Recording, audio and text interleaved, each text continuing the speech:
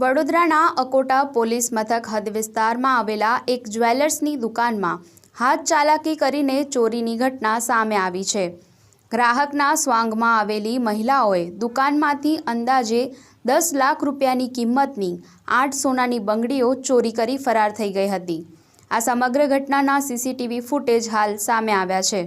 વડોદરાના અકોટા વિસ્તારમાં હાથ ચાલાકી કરતી મહિલાઓની ટોળકી સક્રિય થઈ છે। જ્વેલર્સની દુકાનમાં મહિલાઓ ગ્રાહક બનીને આવી હતી અને નજર ચૂકવીને મોટી ચોરીની ઘટનાને અંજામ આપ્યો હતો। ચોરી કરનાર મહિલાઓ દુકાનમાંથી અંદાજિત 10 લાખ રૂપિયાની કિંમતની 8 સોનાની બંગડીઓની ચોરી કરીને ત્યાંથી ભાગી છૂટી હતી। દુકાન માલિકને ચોરીની જાણ થતાં જ તેમણે પોલીસને જાણ કરી હતી। પોલીસે હવે જ્વેલર્સની દુકાનમાં લાગેલા સીસીટીવી કેમેરાના ફૂટેજ મેળવ્યા છે। આ ફૂટેજમાં મહિલાઓ ચોરી કરતી સ્પષ્ટ નજરે પડી રહી છે।